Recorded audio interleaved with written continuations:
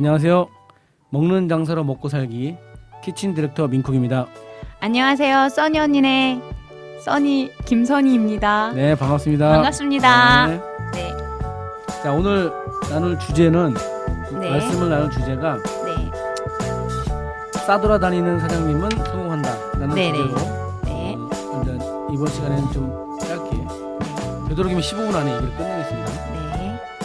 그 뭐 어떻게 잘 지내셨어요? 목소리가 많이 안 좋으신데? 네. 싸돌아다니다 보니 성공하려고 싸돌아다니다 보니 이렇게 감기를 걸렸습니다. 이게 누가 질문한 거? 누가 물어봐요 이렇게? 이거요? 네. 제가 지었습니다. 이거 제가 기획을 하기 때문에. 그래 보였어요? 네. 싸돌아 다니는 사장님이 성공한다고? 네. 아, 이게 되게 위험한 질문이에요. 왜냐면 네. 매장에 계속 계신 사장님들이 네. 아니 뭔 소리야 이렇게 하실 수도 있거든요. 네네네. 거기에 대해서 뭐 제 의견이니까 뭐 네. 이 주제를 정한 거에 대한 답변을 좀 드릴게요. 네. 아니 제가 이렇게 왜 정했냐면 저는 2년 동안 매장에서 거의 갇힌 생활을 하다시피 해서 네. 그래서 이렇게 이제 밖에 싸돌아다니다 보니 사장님들이 공부들을 엄청 하시더라고요. 보니까. 네, 그렇죠. 그래서 그런 걸 보면서 가게 안에서 충실하게 일한다고 될 문제가 아니구나. 네. 이런 생각이 들더라고요. 네. 그래서 이번에 그런 주제로 한번 네. 어떻게 아니면 다른 사장님들은 공부하고 벤치마킹하고 하는지 이런 것들도 좀 궁금한 차에 네. 한번 제목을 정해봤습니다. 그 보통 식당 가면은 손님들이 아는 지인들도 저한테 그렇게 얘기를 해요. 야, 너 네. 없으니까 그 종업원이 불친절하다. 야, 음식점 그렇게 해도 되겠어? 주인이 있어야지 식당이 이렇게 네네. 얘기하시는 분들 계시거든요. 네. 지금 더 잘해요 애들이. 아 그래요? 네. 저는 그 같이 일하는 식구들이 지금 더 잘하는 것 같아요. 사장님 없을 때도 잘하게끔 이렇게 시스템을 만들어 놓고 나온 거 아닌가요? 아니 그거야 그렇죠. 그렇게 하는 거죠. 근데 이제 시스템 아무리 만들어도 보통 일반적으로 생각할 때 식당은 주인이 있어야 된다 이렇게 생각을 하시잖아요. 고객들도 주인이 없는 식당은 망해간다고 생각하는 네, 고객도 그렇게 있어요. 생각하죠. 네. 네. 근데 제가 볼 때는 그건 약간 좀 그 기준이 어디서 나왔는지 되게 애매한데 그건 뭐 옛날에는 종업원들이 통제가 안 되는 곳에서 식당하는 옛날 스타일 과거에는 그렇게 됐겠지만 네네. 지금은 오히려 시스템을 만들어 놓고 직원들이 이렇게 일할 수 있게 환경을 잘 조성해 놓으면 훨씬 그게 더 나은 것 같아요. 뭐 주인이 있는 거 없는 거 그 직원들 차이가 별로 없으시단 말이죠? 어떤 면에서는 문제점이 생기죠. 계속 문제점을 개선해 나오고 있긴 해요 지금도. 네네. 그런데 식당들이 보통 주인이 꼭 있어야지 잘 된다고 생각을 한다면 주인은 화장실도 가면 안 돼요. 그 틈에 딴짓거리를 하니까. 그런데 예를 들어서 뭐 이제 지금 저희 식당 같은 경우에 근무 규정이 뭐 핸드폰을 하거나 그렇게 못하게 돼 있어요. 근데 만약에 핸드폰을 못하게 하는 규정이 없이 직원들과 같이 일하면서 내가 자리를 비우면 네. 분명히 카톡질을 막 계속 하고 그렇게 한다고요. 그러겠죠. 지금 뭐 주인이 있어도 카톡질 하는데 뭐 주인이 없다고 카톡질을 안 하겠어요. 그런 규정들을 자꾸 만들어 놓고 시스템화되면 이제 애들이 할 일이 없으니까 집중하게 돼요. 손님한테 어쩔 수 없이. 그리고 또 전체적인 분위기가 손님한테 집중하는 분위기면 일용직으로 들어오시는 분들이 있고 네네네. 아니면 아르바이트들도 네. 아, 이 집 가게는 이런 분위기구나 하고 그냥 일을 하고 가죠. 그렇게 사장님이 또 돌아다니면요. 네. 종업원들이 스스로 하는 법을 또 익히게 돼요. 왜냐면 사장님이 없다고 다 농땡이 피우고 그렇게 잘 안 해요. 책임감을 주고 거기에 맞는 급여를 주고 철저하게 그 시스템 안에서 움직이게 만들면 네. 자기네들도 큰 불만이 없다면 네네. 그 안에서 최선을 다해서 하려고 하죠. 근데 보통 어떤 사장님들은 뭐 벤치마킹 가시는 거 보니까 뭐 리스트를 작성하고 막 이런 식으로 가시기도 하시던데 벤치마킹 하는데 뭐 특별한 노하우 뭐 이런 거 있으세요? 벤치마킹이요. 일단 매장에 갈 때 뭘 봐야 될지를 본인 스스로 4-5가지 기준을 정하고 가야 돼요. 정하고. 네, 이 집이 만약에 지금 핫하게 컨셉으로 떠오른다 그러면 컨셉이 네네. 어떤지 네. 정확히 가서 보려고 노력을 하셔야 돼요. 갔다 오면은 또 그걸 또 메모하시고 또 그 자료를 또 모아놓으시고 네. 나중에는 그게 계속 모아놓으면 언제든지 그 기억난 그 매장을 또 사진을 꺼내서 보면서 아, 이 매장 이런 걸 썼었지라고 또 제 매장에 또 적용할 수가 있잖아요. 네네네. 그러니까 그런 기준들은 업주들은 반드시 가지고 가셔야 돼요.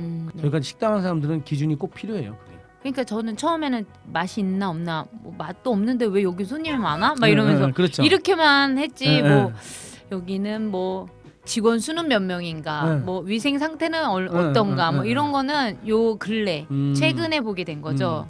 이게 자꾸 보이는 거죠. 자꾸 네, 관심을 그런 게 가지니까 그런 게 보이는 보이는 거죠. 네네네. 네. 저도 이제 어느 집 가면은 저는 뭐 음식 맛 가지고 탓하지는 않아요. 그 매장을. 아 네. 왜냐면 그건 다 개인적인 입맛이고 그냥 거기 가서 어떤 근데 탑 많이 하시던데 보니까. 내 개인적으로 맛없다고 이게 네. 잘 되고 안 되고 요인은 아니라고 보는 거죠. 내 아. 개인적으로 맛없다고. 되게 대박집 가면은 아 이것도 이렇게 해도 되는구나라는 것도 배우게 되고 이렇게 엉망으로 되는구나.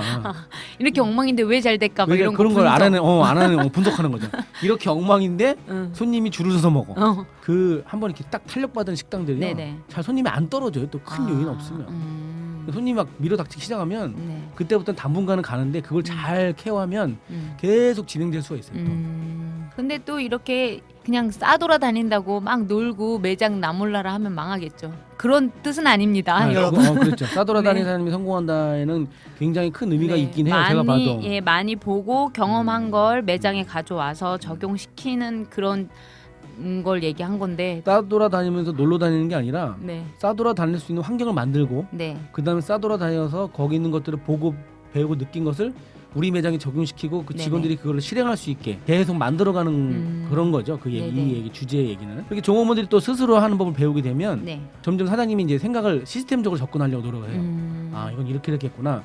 새로운 메뉴가 나오면 신메뉴는 이런 식으로 동선을 잡아서 이렇게 해야겠구나라고 자꾸 시스템적으로 생각을 하게 돼요. 사장님이. 네네네. 그리고 다른 매장의 시스템도 또 보게 되고 그런 또 장점이 있고요. 네네. 제일 중요한 건 싸돌아다니다 보면 좀 내가 쉴 수가 있어요. 네. 그러면 앉아서 생각할 시간이 되잖아요. 네네.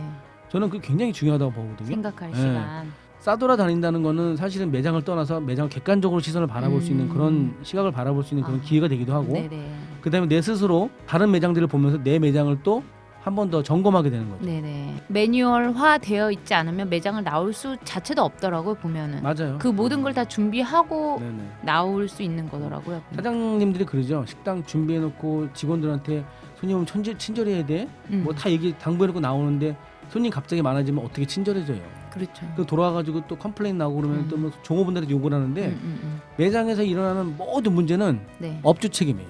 자 오늘은 그 싸돌아다니는 사장님이 성공한다는 주제에 대해서 네. 또 간략하게 설명을 드렸습니다. 많이 돌아다니시고요. 정말 손님이 원하는 것을 알기 위해서는 밖을 돌아다녀야 돼요. 손님을 봐야 되잖아요. 저기 민 대표님은 벤치마킹 다니시는 거 보니까 약간 이번에 부대찌개를 하겠다고 뭐 부대찌개 집을 뭐 이렇게 선정을 해가지고 쭉 돌아다니시고 뭐 이런 식으로 가시는 거예요? 아니면 그냥 유명한 집은 그냥 가요, 막? 아니 유명한 집도 가기도 하고 안 유명한 집도 가요. 뭐 끼니마다 유명한 집 가서 먹을 수도 없고 그냥 어느 식당을 들어가도 한 가지씩 배울 게 있어요. 그럼 그것들 중에 아 이거는 좀 괜찮다. 직원들한테 이런 부분들은 하지 말라고 얘기해야겠다. 이런 것들도 체크하면 요즘엔 카톡이 워낙 잘 돼 있으니까 그런 시스템이 좋으니까 바로바로 전달이 가능해요. 기물 같은 게 보인다. 네. 그러면 사진 찍어서 바로 보내요. 몇 개 구입하라고. 진짜? 내가 써보겠다. 보고선 실행하는데 택배로 와가지고 풀어놓는 데까지. 길어야 시스템을 요구하는 그런 기물이면 모르지만 네. 그냥 뭐 이거 좋은 거다 그러면은 3일인 만에 그걸 시작을 할 수가 있는 거죠. 근데 그게 쉽지 않잖아요. 아니요, 쉬워요. 이게 이제 마음을 비우는 문제인데 직원들한테 맡기면 안 될 거라는 그런 생각을 하시는데 네네. 물론 그 직원을 냅두고 나오면 시행착오는 분명히 겪어요. 근데 그 문제를 해결하는 과정에 시스템을 만들어가는 거고 네네. 그 과정은 밟지 않을 수는 없어요. 아무리 좋은 시스템을 만들어도 우리 같이 영세한 업주들이 나올 때는 그 문제를 안고 가야 돼요. 업주에 맞는 개선 사항을 찾아서 계속 개선해 나가는 게 되게 중요하다고 보여요.